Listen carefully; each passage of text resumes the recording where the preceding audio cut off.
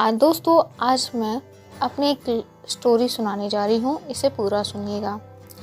मैं एक दिल्ली के शहर में मैं पढ़ने गई थी और वहाँ पर एक घर में रेंट लेकर रहती थी। जिस घर में रहती थी उस घर का मकान मालिक का एक बेटा था जो दिखने में बहुत ही सुंदर, स्मार्ट था और वह भी मेरे ही कॉलेज में पढ़ने जाता था। हालांकि मैं उससे उतने बातें नहीं करती थी, लेकिन हाँ, कभी कभी घर में रहती थी तो बातें हो जाती थी, लेकिन कॉलेज में कभी भी बातें नहीं होती थी। तो ऐसे ही एक दिन मकान मालिक और उनकी पत्नी दोनों घूमने के लिए कहीं गए हुए थे। ये करीब लॉकडाउन लगने से पहले की बात है, जब लॉकडाउन का लगा नहीं था और अचानक लॉकडाउन लग गया। तो मकान मालिक और उनकी पत्नी दोनों वहीं के वहीं रह गए, क्योंकि ट्रेन भी बंद हो गई थी, बस भी बंद हो गई थी और फ्लाइट भी नहीं बंद थी। इस वजह से वो फंस गए और इधर घर में मैं और मकान मालिक का बेटा था, जो कि बिल्कुल अकेले।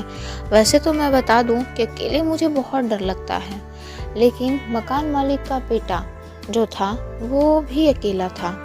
मुझे डर लगने की वजह से मैं उसके पास गई और बोली, तुम कहाँ आज रात को कहाँ रहोगे? मुझे रात में, दिन में तो चल जाएगा क्योंकि दिन में तो मैं कॉलेज में रहूँगी, लेकिन रात के समय मुझे डर लगता है, तो क्या मैं तुम्हारे रूम में रह सकती हूँ? मैं बहुत ही डर के बोल रही थी, क्योंकि मैं उस समय समझ नहीं आ रहा था कि सही बोल रही हूँ या गलत बोल रही हूँ, वो मेरे बारे में क्या सोचेगा। मैं बिना सोचे बोल बैठी। वो लड़का कुछ टाइम तो सोचने लगा और फिर कहने लगा, ठीक है। और कहा कि मैं नहीं जानता था कि तुम इतनी भी डरपोक हो। मैं बोली, जब अकेले रहना पड़े ना, वो भी न्यू शहर में, दूसरे शहर में, तब पता चलेगा। वो फिर भी मैं भी हम दोनों साथ में खाना खाए और बातें किए। उस दिन बहुत ज़्यादा ही हम दोनों में बातचीत हुई। वो मेरे बारे में जाना, मैं उसके बारे में जानी। हाँ, एक बात और थी कि उसकी गर्लफ्रेंड थी और मेरा बॉयफ्रेंड उसकी गर्लफ्रेंड थी। वो मुझे पहले भी बताया था कि उसकी गर्लफ्रेंड है। और उसके बाद हम दोनों का खाना हो, दोनों ने मिलकर खाना खा लिए।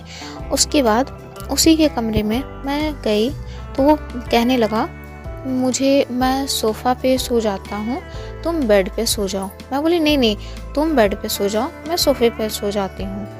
वो, नहीं, मैं सोफ़े पे सोऊंगा, तुम बेड पर सो जाओ।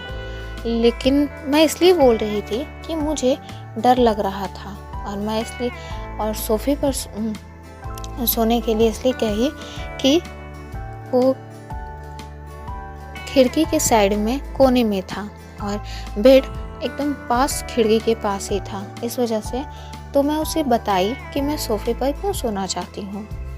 तभी वो लड़का हंसने लगा और बोला, इतना कौन डरता है भाई? मैं बोली कि जो भी हो, मैं सोफ़े पर ही सोऊंगी। तो कहने लगा, ठीक है बाबा, सो जाओ। मैं सोफ़े पर चादर लेकर सोने गई, वो भी अपने बेड पर लाइट ऑफ करने लगा। मैं बोली, रुको, मुझे डर लगता है, लाइट ऑफ मत करो। कहने लगा, वो हंसने लगा और फिर वो चादर ओढ़ के लेट गया।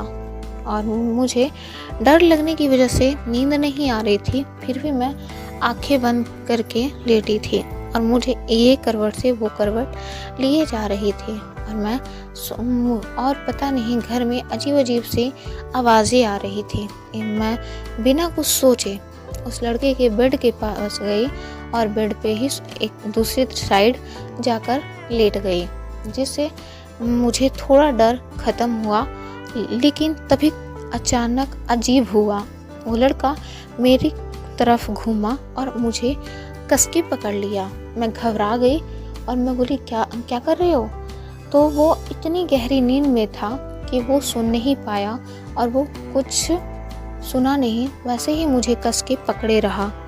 मैं कुछ टाइम के लिए, मेरी सांसें तेज हो गई, मैं कुछ समझ नहीं पा रही थी कि हो क्या रहा है, लेकिन मैं कुछ नहीं कर पा रही थी। तभी धीरे धीरे अजीब एहसास होने लगा। जिस तरीके से वो मुझे छू रहा था, मैं समझ नहीं पा रही थी कि मुझे हो क्या रहा है। मैं उसकी तरफ और भी सटे जा रही थी और पता नहीं वो नींद में था या जगा था, वो भी कस के पकड़ रहा था। धीरे धीरे फिर मैं अपनी आंखें बंद कर ली कि अगर वो उठ गया तो वो मेरे बारे में क्या सोचेगा। तभी देखने लगी कि उसका हाथ धीरे धीरे मेरे कमर से सहलाने लगा। मैं कुछ भी नहीं कर रही थी, मैं सिर्फ आंखें बंद करके उस एहसास को फील कर रही थी। धीरे धीरे उसके हाथ कमर से नीचे जाने लगे और फिर ऊपर आने लगा। ये एहसास मैं आज तक नहीं भूली हूँ कि मैं आपको बता भी नहीं सकती कि वो एहसास कैसा था। और फिर कमर से ऊपर कमर से नीचे ऐसे ही कर रहा था। और फिर धीरे धीरे मैं सूट पहनी थी, उस सूट के अंदर मेरा हाथ घुसाने लगा, जिससे मुझे बहुत ही गुदगुदी होने लगी। तो मैं हिलने लग गई। वो समझ गया कि मैं उठ गई तो वह फिर से हाथ निकाल के सोने लगा। मुझे अच्छा लगने लगा था, इसलिए मैं उसकी तरफ घूमी और उसके चेहरे को मैं दोनों हाथ से पकड़ी और बोलने लगी, क्यों रुक गए? तभी वो आँख खोला और कहने लगा, क्या तुम्हें भी अच्छा लग रहा है? मैं भी बोली, हाँ मुझे अच्छा लग रहा है। प्लीज़ ये गेम जारी रखो ना, वैसे भी मुझे डर लग रहा है और डर के कारण मैं सो नहीं पा रही हूँ, तो प्लीज़ ये गेम चालू रखते हैं। वो फिर इतना बोलते ही मेरे होठ पर अपना होठ रख देता है और मुझे कस के पकड़ के किस करने लगता है। किस करते करते 5 मिनट तक वो किस करता है। मैं उसके किस करने से अबका जाती हूँ। मैं उसे छुड़ाने की कोशिश करती हूँ, लेकिन वो मुझे छोड़ता नहीं है और फिर गोली को दबाने लगता है, खेलने लगता है। और मुझे वो बहुत ही अलग ही फीलिंग्स आ रही थी। मैं भी अलग तरीके से आवाज़ निकाल रही थी।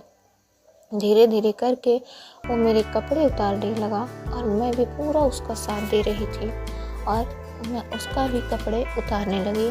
दोनों एक दूसरे में इतना डूब गए कि कुछ पता ही नहीं चला कि उसके गर्लफ्रेंड रहते हुए मैं उसके साथ में शारीरिक संबंध बनाए। उस दिन वो पूरा रात मेरे साथ गेम खेला और मैं भी उसके गेम में साथ दे रही थी। इसी तरह से उसके साथ कभी कभी टाइम मिलता तो शारीरिक संबंध बनाती और पूरा मज़ा लेती। तो दोस्तों, अगर मेरी वीडियो अच्छी लगी हो तो मेरी वीडियो को लाइक करें, शेयर करें और अगर मेरे चैनल पर नए हैं तो मेरे चैनल को जल्दी से सब्सक्राइब कर लें